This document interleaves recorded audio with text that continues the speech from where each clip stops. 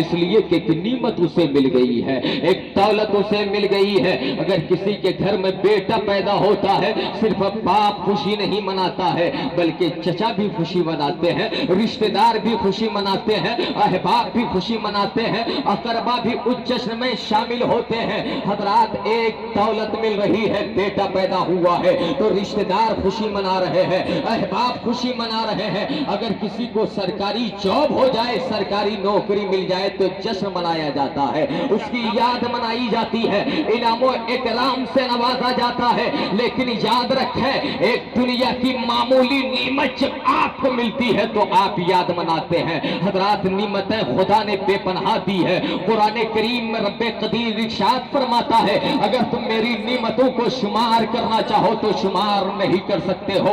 خود اپنی ذات کا آپ تجزیہ کریں، اپنے آپ کا غائرانہ مطالعہ کریں، اپنے آپ میں نظر عمیق سے دیکھنے کی کوشش کریں۔ حضرات تو آپ اس نتیجے پر پہنچیں گے، خدا قدیر نے چلنے کے لیے پیر عطا کیے، ہاتھیں عطا کی، زبان کی دولت عطا فرمائی، آنکھوں کی بینائی عطا فرمائی، دل عطا فرمایا، دماغ عطا فرمایا۔ یہ ساری نعمتیں ہیں اور یہ اپنی جگہ مسلم ہے، بڑی قیمتی چیز ہے۔ لیکن پیارے، یہ ساری چیزیں دینے کے بعد رب قدیر نے احسان نہیں جتایا۔ لیکن پیارے، جب مکے کی سرزمین پر آمنہ کے گود میں ساری کائنات کے مالک و مختار کو بھیجا گیا تو رب فرماتا ہے، لَقَدْ مَنَّ اللَّهُ عَلَى الْمُؤْمِنِينَ إِذْ بَعَثَ فِيهِمْ رَسُولًا، کہ مومنو ہم نے تم پر احسان کیا ہے۔ خدا نے دل دیا، احسان نہیں جتایا، دماغ دیا، احسان نہیں جتایا۔ گویا ہمارے دل و دماغ سے بھی زیادہ قیمتی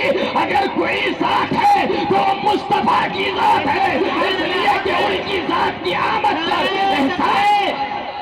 نعرہ رسالت، نعرہ رسالت، سرکار کی آمد، ان کی آمد پر احسان جتایا جا رہا ہے۔ حضرات کتنی عظیم نعمت ہے، اس لیے تو کہتے ہیں محمد الرسول اللہ روح اسلام ہے، اس لیے تو کہتے ہیں محمد الرسول اللہ جان ایمان ہے، اس لیے تو کہتے ہیں محمد الرسول اللہ سبب وجود کائنات ہے، محمد الرسول اللہ باعث تخلیق کائنات ہے۔ ارے احسان اس لیے جتا رہا ہے پروردگار عالم کہ خود رب فرماتا ہے، کنتو کنزن مخفیہ، میں ایک پوشیدہ خزانہ تھا، میں ایک پوشیدہ راز تھا، لیکن میں جب بندوں پر اپنے آپ کو ظاہر کرنا چاہا تو اس کے اظہار کے لیے میں نے آمنہ کے گود میں کائنات کا مالک کو مختار بنا کر کے محمد الرسول اللہ کو جلوہ گر بنا دیا، آمنہ کے لال کو بھیج دیا۔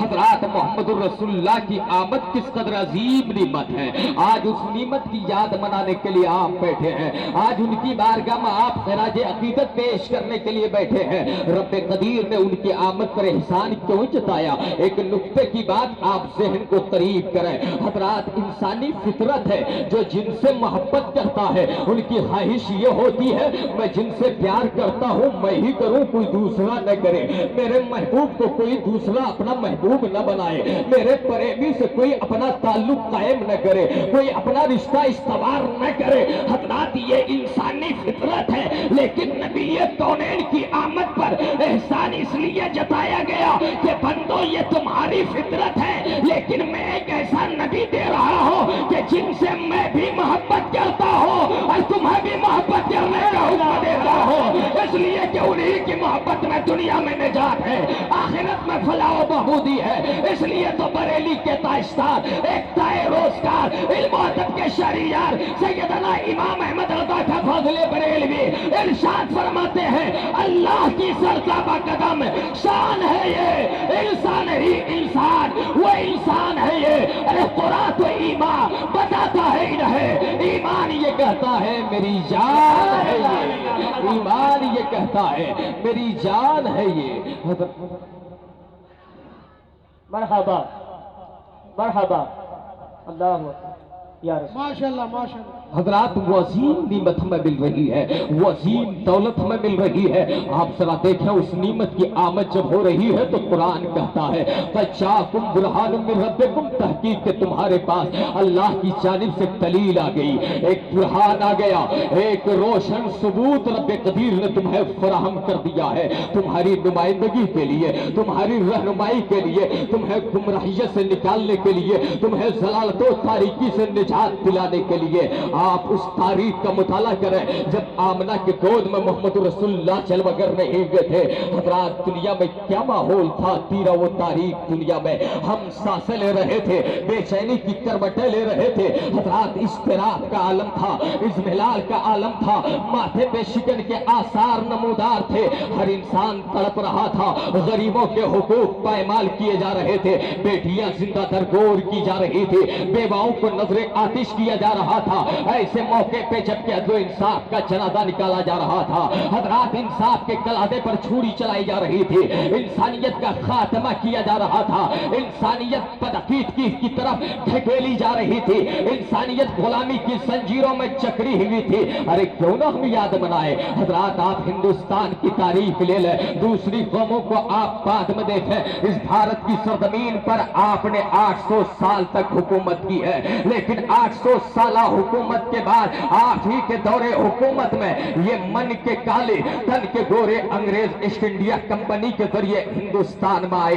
इन्होंने आने के बाद जबरो इस्तिबदाद का पंजा अपना गाड़ दिया, इन्होंने आने के बाद पूरे लोगों को अपने जंजीरों में जकड़ लिया और गुलामी में हजरात खींच लिया। ऐसे वक्त में प्यारे आलम यह था कि अंग्रेज का कब्जा भारत की सरजमीन पर हो गया, इंसान गुलामी की जिंदगी गुजार रहा था, लेकिन नबी कौनैन के नाइबीन ने, रसूल कौनैन के सच्चे वारिसों ने पाकीज़ा इक़दाम किया था और हिंदू मुस्लिम सिख ईसाई सबके सब मिल करके एक तहरीक चलाया, सबने मिल करके एक तहरीक चलाई थी, एक मिशन कायम की थी, जिनकी मुजाहिदाना जिद्दोजहद और कोशिशों के बाद सही फहम के बाद हिंदुस्तान की सरजमीन पर एक इनकलाब बर्पा हुआ। 1947 में हमें गुलामी की जंजीरों से निजात मिली, आजादी का परवाना मिला। तो कसम खुदा की आज तकरीबन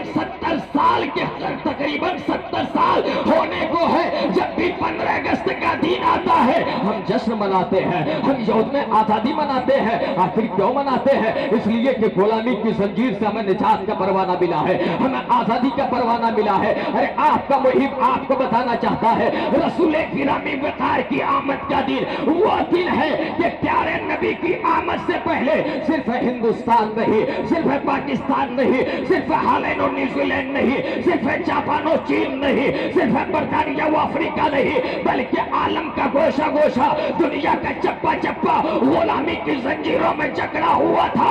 अरे हिंदुस्तान की आजादी एक खास खित्ते की आजादी है, लेकिन नबी की आमद पूरे आलम इंसानियत की आजादी का दिन है।